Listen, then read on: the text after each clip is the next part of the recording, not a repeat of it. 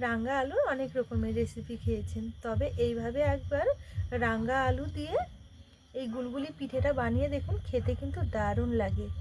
এর স্বাদ একদম আলাদা, খেতে ভীষণ ভালো লাগে। বাড়ির ছোট থেকে বড়রা সকলেই খেতে খুব পছন্দ করবে। আর এই গুলগুলি পিঠে তৈরি করা তো খুবই সহজ, যেমন সহজ তেমন কিন্তু তাড়াতাড়ি তৈরি করে নেওয়া যায়। আর খেতেও কিন্তু অনেকটা সুন্দর লাগে, দারুণ লাগে খেতে।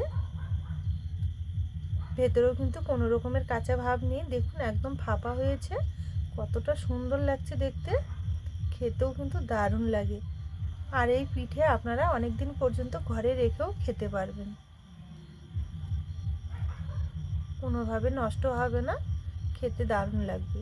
নমস্কার বন্ধুরা, নতুন পর্ব দেখার জন্য আপনাদের সকলকে জানাই স্বাগত কাজলি ভিলেজ ফুড রান্নাঘরে। আজকে আবারও নতুন একটা রেসিপি নিয়ে চলে এসেছি। আজকে রাঙা আলু দিয়ে খুব সুন্দর গুলগুলি পিঠে বানিয়ে দেখাবো। আশা করছি আজকের রেসিপি আপনাদের অনেক বেশি ভালো লাগবে। আর শীতের সময় রাঙা আলু দিয়ে গুলগুলি পিঠে খেতে কিন্তু দারুণ লাগে।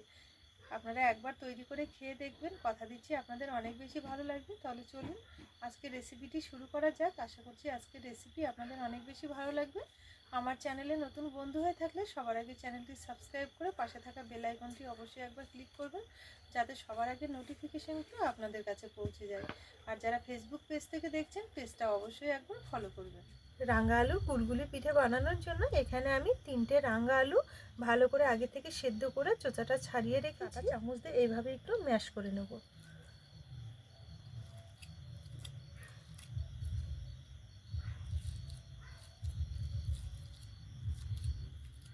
অবশ্যই একটু ভালো করে ম্যাশ করে নিতে হবে। তো দেখুন এখানে খুব সুন্দরভাবে আমি রাঙা আলুটা একটু ম্যাশ করে নিয়েছি। এবারে এটাকে এক সাইডে রেখে দেবো। গুলগুলি পিঠে বানানোর জন্য এবারে ব্যাটারটা তৈরি করে নেব। তার জন্য এখানে একটা বড় বাটি নিয়ে নেব। এবার বড় বাটিতে নিয়ে নেব ম্যাশ করে রাখা রাঙা আলুটা।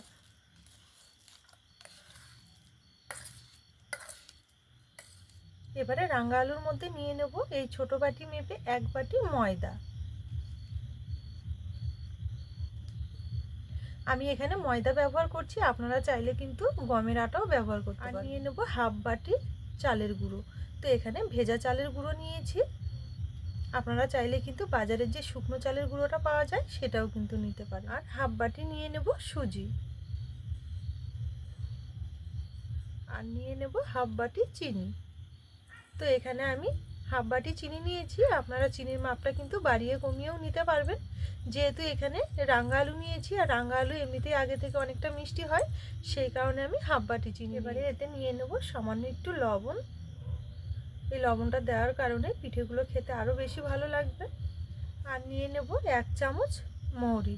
এই মৌরিটা দেওয়ার কারণে পিঠেগুলোর মধ্যে খুব সুন্দর ফ্লেভার আসবে, আর খেতেও অনেক বেশি ভালো লাগবে। এবারে সমস্ত উপকরণ খুব ভালো করে একটু মেখে নেব।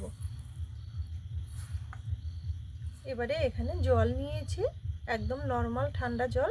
এই জলটা দিয়ে অল্প অল্প করে ভালো করে একটু মেখে নেব। এর মধ্যে অল্প অল্প করে জল দিয়ে ব্যাটারটা একটু থকথকে টাইপের করে মেখে নিতে হবে। জলটা কিন্তু অবশ্যই অল্প অল্প করে দিতে হবে, কারণ এখানে চিনি রয়েছে, চিনিটা গলে গিয়েও কিন্তু অনেকটাই ব্যাটারটা নরম হবে, সেই কারণে জলটা একটু কম করে দিতে হবে। তাহলে দেখবেন পিঠেগুলো খুব সুন্দর হবে।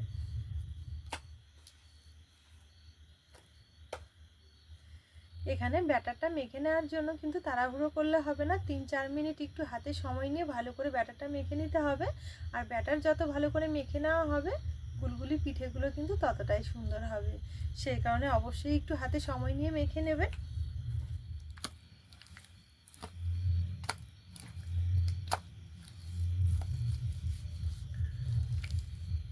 এই যে দেখুন এখানে অল্প অল্প করে জল দিয়ে খুব সুন্দরভাবে ব্যাটারটা একটু থকথকে টাইপের করে নিয়েছি। আর এই গুলগুলি পিঠে বানানোর জন্য ব্যাটার কিন্তু এর থেকে আর পাতলা করা যাবে না, ঠিক এই মাপেই ব্যাটারটা তৈরি করে নিতে হবে। আর ব্যাটার যত ভালো মাখা হবে, পিঠেগুলো কিন্তু ততটাই সুন্দর হবে। তো এখানে আমি প্রায় 4 মিনিট মতো হাতে সময় নিয়ে খুব ভালো করে ব্যাটারটা মেখে নিয়েছি। আর পিঠেগুলো ভেজে নেওয়ার জন্য একদম পারফেক্টভাবে রেডি হয়ে গেছে। তো এখানে যেহেতু আমি সুজি দিয়েছি, সুজি দেওয়ার কারণে ব্যাটারটা কিন্তু অবশ্যই একটু রেস্টে রেখে দিতে হবে, এই কারণে দেখবেন অনেকটাই কিন্তু সুন্দর হবে। আর এই ব্যাটারটাও কিন্তু অনেকটা সফট হবে। এবার ঢেকে আমি প্রায় 7-8 মিনিটের জন্য একটু রেস্টে রেখে দেবো। এখানে প্রায় ব্যাটারটা আমি 6 থেকে 7 মিনিটের জন্য একটু রেস্টে রেখে দিয়েছিলাম। আর দেখুন অনেকটাই কিন্তু সুন্দর হয়েছে আর সফট হয়েছে। তো চলুন এবার এগুলো ভেজে নেব। এবার পিঠেগুলো ভেজে নেওয়ার জন্য উনুন জেলে একটা কড়াই বসিয়ে নিয়েছি। কড়াইয়ে নিয়ে নেব কিছুটা তেল।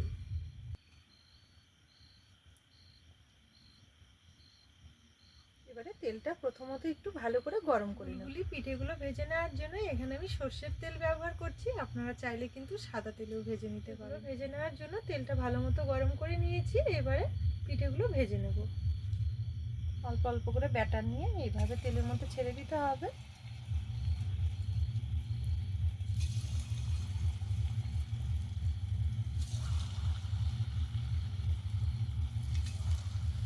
এই যে দেখুন এখানে কতগুলো পিঠে আমি তেলের মধ্যে ছেড়ে দিয়েছি। আর প্রথমে যেগুলো দিয়েছি সেগুলো কিন্তু খুব সুন্দরভাবে কালারটা চেঞ্জ হয়ে গেছে দেখুন। তো যেগুলো আগে দিয়েছি এভাবে একটু ওলট পালট করে নেব।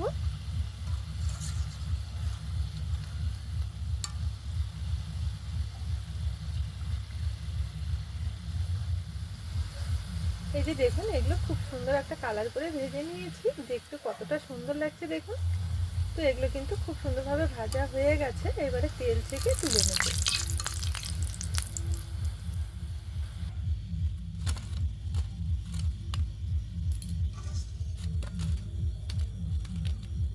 এখানে একইভাবে সম্পূর্ণ পিঠেগুলো ভেজে নেব।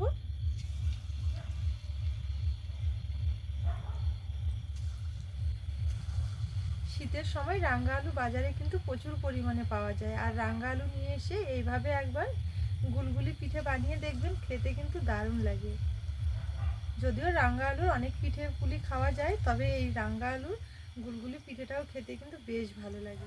তো এগুলোও খুব সুন্দরভাবে ভেজে নিয়েছি। তেল থেকে তুলে নেব।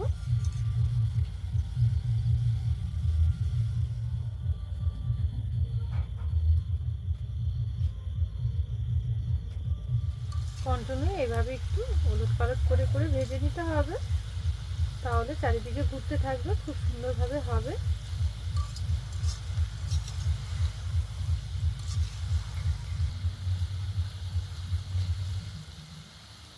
এই পিঠেগুলো ভাজতে কিন্তু একদমই বেশি সময় লাগে না। তেলের মধ্যে ছেড়ে দেওয়ার পর 2 থেকে 3 মিনিটের মধ্যেই দেখবেন হালকা আঁচে নাড়াচাড়া করতে করতে খুব সুন্দরভাবে কালারটা চেঞ্জ হয়ে যাবে। আর যখন দেখবেন এইরকম একটু কালারটা চেঞ্জ হয়ে গেছে, তখনই তেল থেকে তুলে নিতে হবে। এগুলোর ভেতরে কিন্তু কোনো রকমের কাঁচা ভাব থাকবে না, খুব সুন্দরভাবে ভেতর থেকে হয়ে যাবে। তো দেখুন এখানে সব গুলগুলি পিঠেগুলো খুব সুন্দরভাবে ভেজে নিয়েছি। পুরো এক থালা হয়ে গেছে দেখুন। দেখতে কতটা সুন্দর হয়েছে। এই পিঠেগুলো খেতেও কিন্তু ভীষণ ভালো লাগে। ভাজতে একদমই বেশি সময় লাগে না, ঝটপটভাবে এই পিঠেটা তৈরি করে নেওয়া যায়।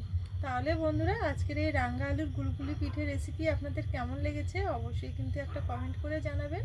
পুরো ভিডিও দেখে রেসিপি ভালো লেগে থাকলে সবার আগে চ্যানেলটি ফলো করে পাশে থাকবেন। আজকের জন্য রেসিপি এখানেই শেষ করলাম। আবারও ফিরে আসবো পরের দিন নতুন রেসিপির সাথে। ততক্ষণের জন্য আপনারা ভালো থাকবেন, সুস্থ থাকবেন, সাবধানে থাকবেন।